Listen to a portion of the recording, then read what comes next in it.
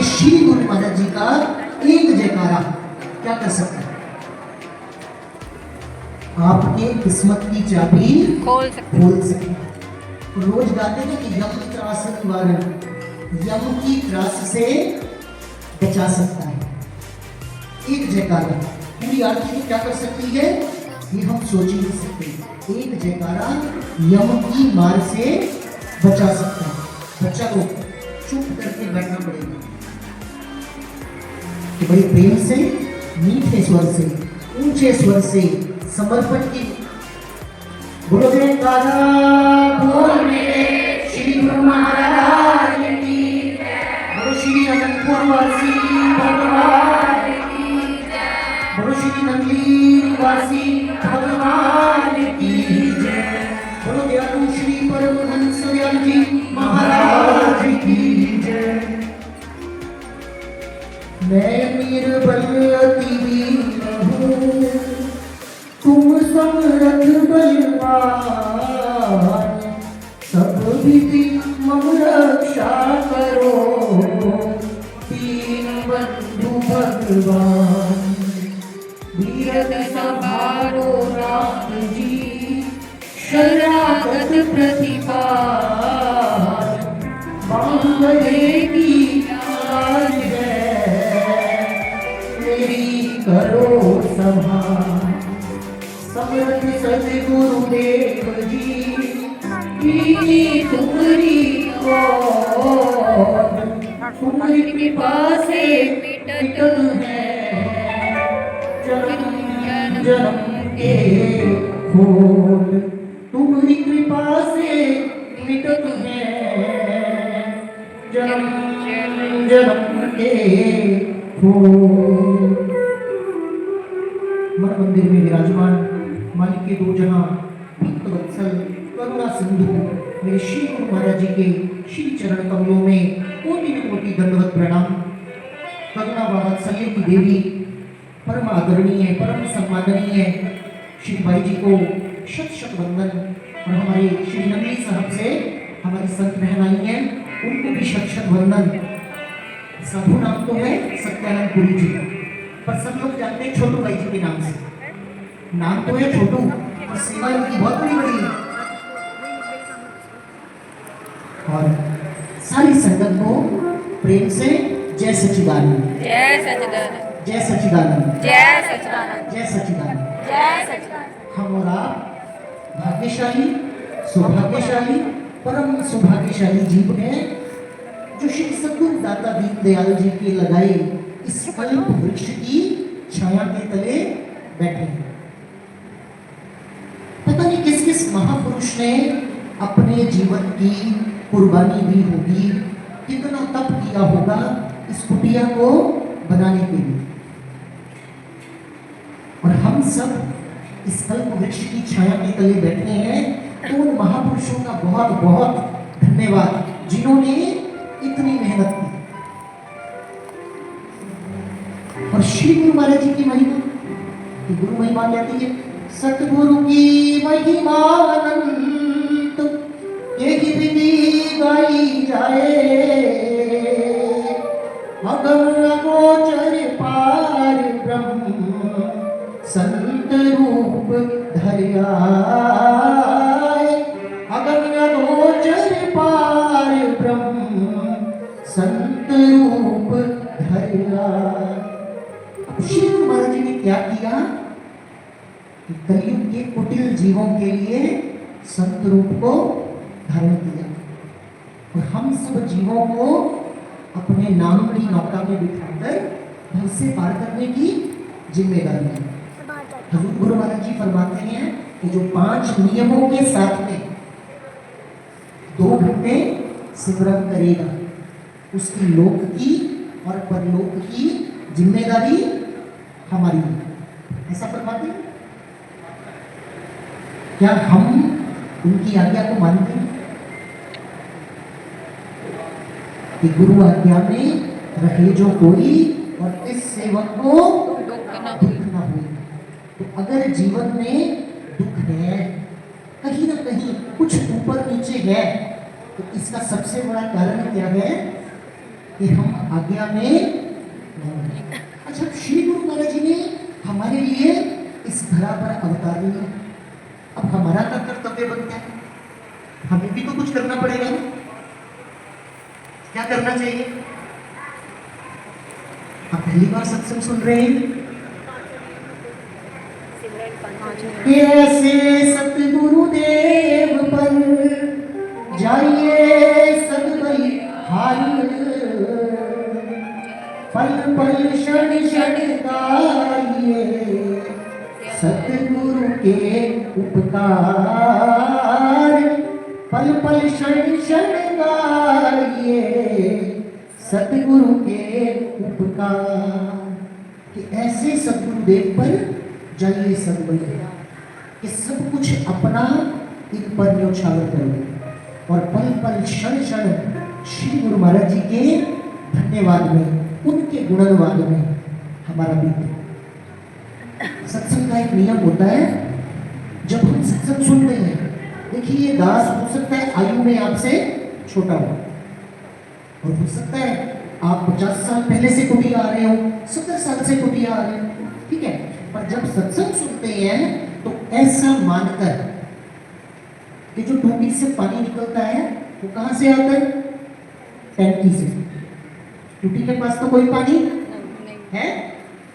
टैंकी से पानी आता है। तो जो महात्मा जी बोल रहे हैं, महात्मा जी के शीश पे विराजमान होकर, ये मेरे श्री गुरु महाराज जी बोल रहे हैं। महात्मा जी की कोई ताकत नहीं है कि वो कुछ बोल सके, वो श्री गुरु महाराज जी की कृपा बुलवा रही है। सोचा कुछ और होता है, पर मुंह से निकलना कुछ और शुरू हो जाता है, क्योंकि मालिक जानते हैं कि आपके मन में प्रश्न क्या चल रहा है। सत्संग के बाद में प्रेमी मिलते हैं और बोलते हैं हम ऐसा सोच रहे थे और भाई जी ने ऐसा ही सत्संग किया, भाई जी ने ऐसी ही लीला सुनाई। तो बोलने वाला कौन? मेरे श्री गुरु महाराज जी। इस श्री आरती पूजा सब वेदों का सार है। कहते हैं कि गुरु जी की महिमा रल मिल गाओ और अभिमान को दूर हटाओ। तब लिखा गया 1917 में। भक्त आनंद जी उन्नाव के निवासी से उत्तर प्रदेश के, और श्री दादा गुरु महाराज जी श्री प्रथम पातशाही श्री गुरु महाराज जी के सेवक थे। तो उन्होंने उनकी शान में लिखा कि दयालु मेरे परमहंस महाराज विद्यासागर परमानंद, और अंत में लिखा गुरु जी की महिमा रल में गाओ और अभिमान को दूर हटाओ। कि ऐसा समय आ जाएगा कि महिमा तो सब गाएंगे, पर किसी के विचार दूसरे के विचारों से मिलेंगे नहीं। वो अलग गाएगा, वो अलग गाएगा।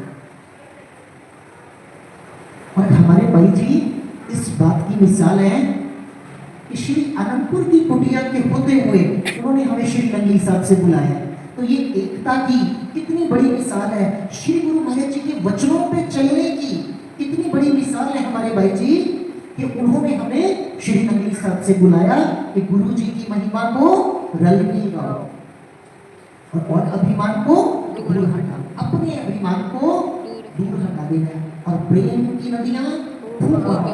ये प्रेम का मार्ग है। और जोड़कर कहे छंद आनंद। श्री प्रथम पातशाही श्री गुरु महाराज जी की बात करें तो वो अवधूत साधु थे। अवधूत का मतलब नागा साधु। ये जो हम स्वरूप का दर्शन करते हैं, ये तो बहुत बाद में उन्होंने वस्त्र धारण किए हैं। तो जंगलों में घूमते थे, शेर चीता हाथी के बीच में, और उन्होंने तंत्र के ज्ञाता, मंत्र के ज्ञाता, यज्ञ के ज्ञाता, आयुर्वेद के ज्ञाता और सब विद्याओं को प्राप्त करने के बाद में उन्होंने अजपा जाप को सबसे श्रेष्ठ माना कि इससे आसान काम कोई कलयुग के जीव के लिए हो नहीं सकता। तो हम सबको उन्होंने अजपा जाप का उपदेश दिया।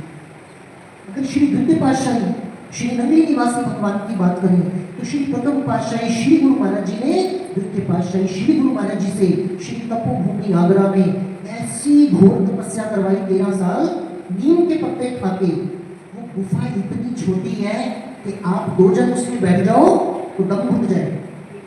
अब तो थोड़ी बड़ी हो गई है, वो साइज थोड़ा बाहर से ऊपर कर दिया। पहले ऐसा था कि उसमें जाते समय ऐसा लगता था कि अंदर गए तो सांस रुक जाए। तो हमारे रहबर जन हमें बताते थे कि चिड़िया आती थी और श्री गुरु महाराज जी की श्री बाल नोच के ले जाती थी। भगवान ऐसी तपस्या में लीन है कि उनको कोई सुध-बुध नहीं है।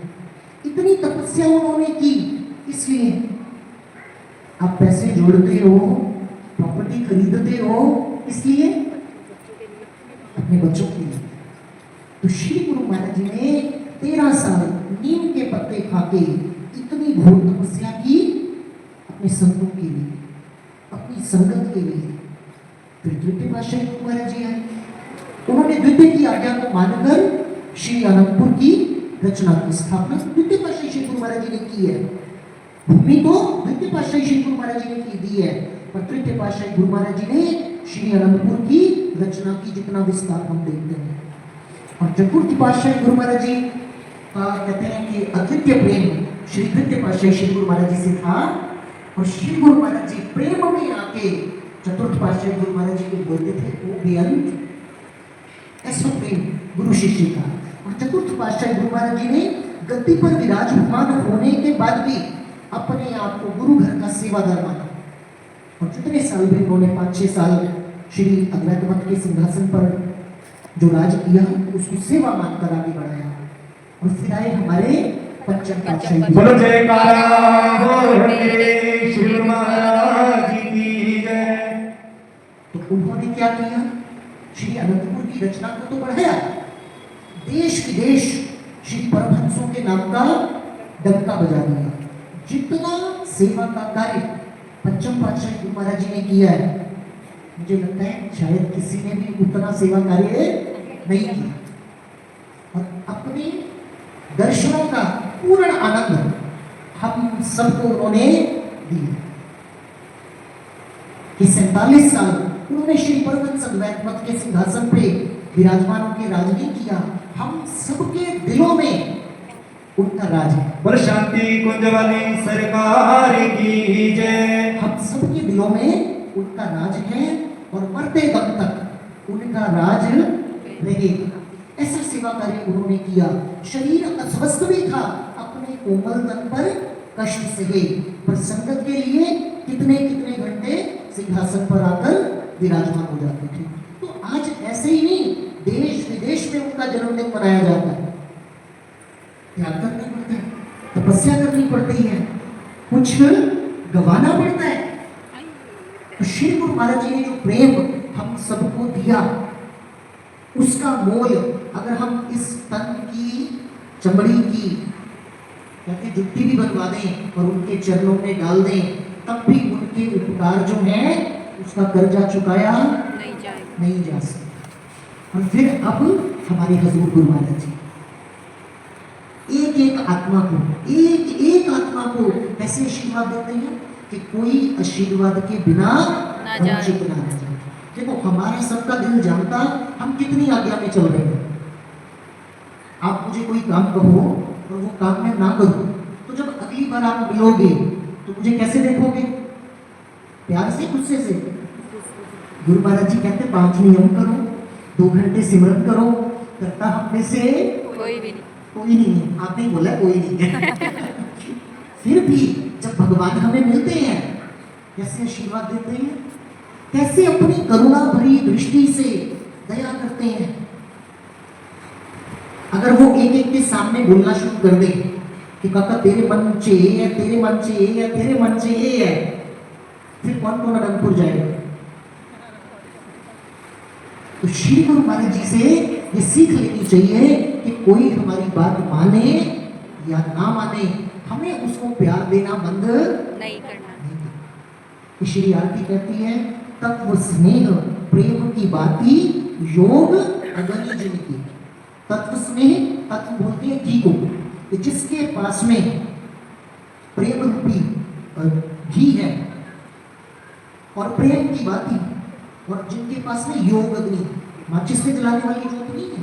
ये तो महापुरुषों ने नियम बनाया श्री आरती का, कि जब आप प्री क्लासेस में जाते हो पीछे डॉट बना के देता है, डॉट पे डंडे डालोगे ए बन जाएगा, डॉट पे पैन घुमाओगे बी बन जाएगा। तो श्री गुरु महाराज जी ने कहा कि श्री आरती का प्रथम नियम है तत्व स्नेह प्रेम की बाती।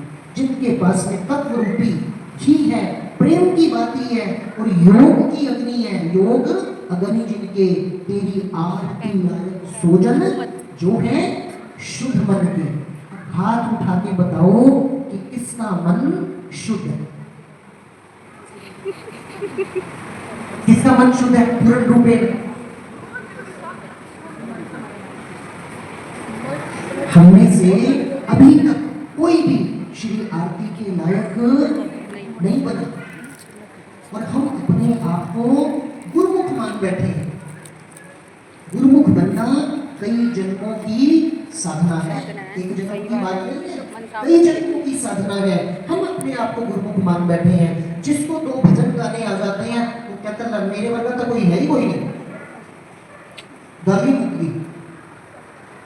तो ये श्री परमहंसों का दरबार जो है, हमारे रहबर बोलते थे इस सतगुरु के दरबार में मेरी थर थर कांपे दिल, डर भाव कुभाव से ना मिट जाए स्नेह। कि मुझे इतना डर लगता है श्री गुरु महाराज जी की हजूरी में कि पता नहीं कौन सा मेरा भाव, कौन सी मेरी हरकत, कौन सा मेरा एक्शन भगवान को अच्छा ना लगे और भगवान अपने आप से मुझे दूर कर दे।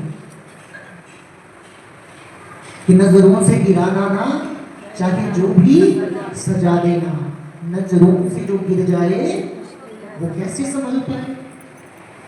तो ऐसी श्री गुरु महाराज जी के चरणों में विनती होनी चाहिए। और आज कुटिया पे भंडारा है, ये ना हो आप गा के नाच के लंगर